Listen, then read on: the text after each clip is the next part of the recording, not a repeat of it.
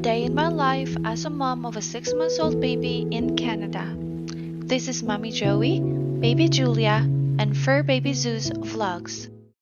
Good morning! Isang nanay na naman ang inumaga ng bangon today, kaya nga pagkatapos kong mag-asikaso ng sarili ay lipad na ako agad sa kusina. Inihanda ko na nga ang food ni Julia. Malamig yan kasi galing sa ref kaya minicrowave ko muna. Pagka mainit nga ay pumuputi ang kulay ng kutsara, kaya pinalamig muna ang food ni Julia bago pinakain. Sunod naman ay nagbukas ako ng ice cream container na ang laman ay pagkain ni Zeus. Pinakulo ang chicken niya na hinimay-himay ko kahapon at hinaluan ng carrots. Paminsan-minsan talaga ay binibilhan namin ng chicken si Zeus dahil favorite niya yan. Hinahaluan ko din pala ng kaunting dry food sa ibabaw.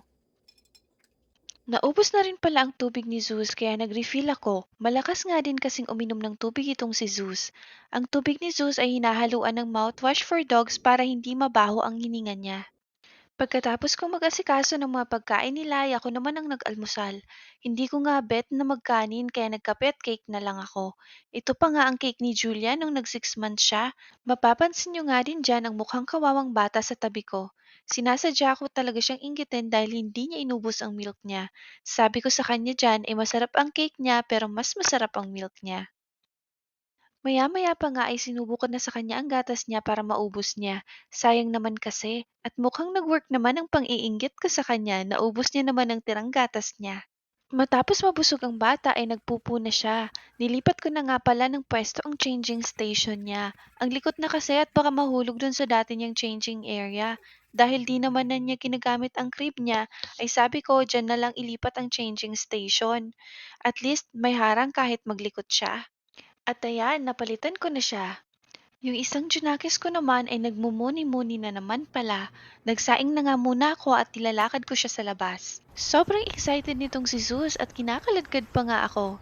Ang maganda dito sa lugar namin ay madaming natatakbuhan na field si Zeus. Hindi mo aakalaing 5 minutes away lang kami sa pinakasentro ng city. Tumawid na nga kami ng kalsada para makapunta sa may ilog. Nagdadala pala ako ng supot tuwing nilalakad ko si Zeus. Kailangan kasi damputin ang pupo ng mga aso natin at hindi pwedeng basta iwanan lang. Nakakatawa nga itong si Zeus. Abay saglit pa lang ay hinihingal na. Pinagpahinga ko nga siya saglit at hindi naman kami nagmamadali.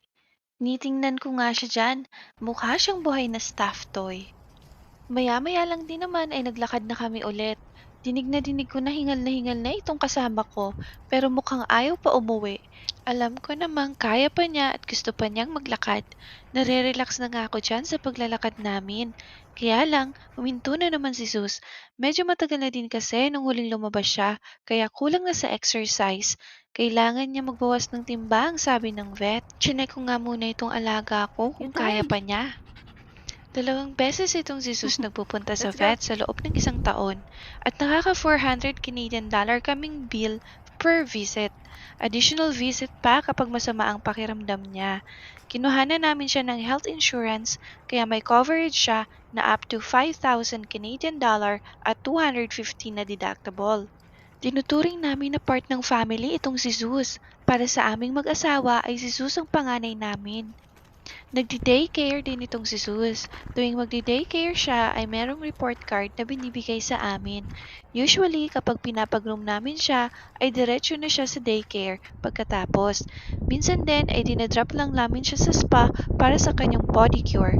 Pag sinabing pedicure, ay nail clip, polish at shape na ng po niya yon. Kulimlim nga ngayon, mukhang uulan. Ideal naman ang temperature na ito para kay Zeus, kaya nailabas ko siya. Hindi kaya ni Zeus ang 27 degrees pataas. Pagka gano'n nakainit ay nasa loob lang siya ng bahay.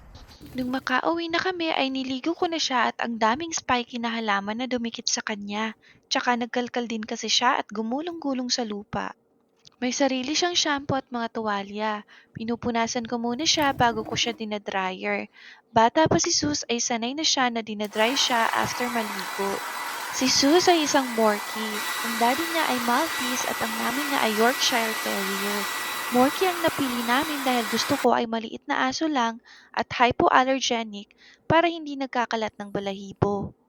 Hindi kasi pwede sa mahika ang mabalahibo. Kailangan alam mo ang breed na magwo-work sa lifestyle nyo. Kawawa kasi sila kung sa huli ay iiwan lang din.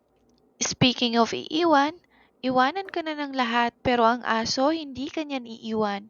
Isa sa matututunan mo sa kanila ay ang unconditional love. Araw-araw pag uwi mo, walang mintis yan na nakaabang lagi sa'yo.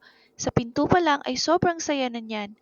Lagi lang din siyang nandyan kapag ka malungkot ka or may sakit ka. Pagkatapos maligo ni Zeus ay binibigyan ko siya ng treat. Madami din pala siyang alam na tricks gaya ng sit, down, up, fetch at play dead. Nang maibaba ko siya dyan ay nagsumis na siya. Pagkatapos ngang matry at mag-toothbrush ni Zeus ay nilabhan ko naman ng mga laruan, unan at kumot niya.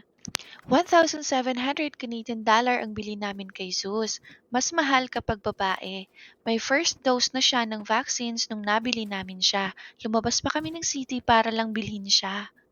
Dito pala sa Winnipeg ay nagbabayad ng dog license, $41 yearly. Required lahat ng aso at pusa dito sa Winnipeg na magkaroon ng pet license. Ang kinikita naman ng government dito ay itinutulong sa mga pet shelters. Matapos ang lahat ng kabisihan ko ay time ko naman to play with Julia. Ang saya-saya ng bata nang makita ang mama niya. Itong mga ngiti na ito ang nagpapawala ng pagod ko. Belated Happy Mother's Day pala sa mga mamis natin na nanonood nito. Mabuhay kayo! O siya, hanggang dito na lang. See you in our next vlog.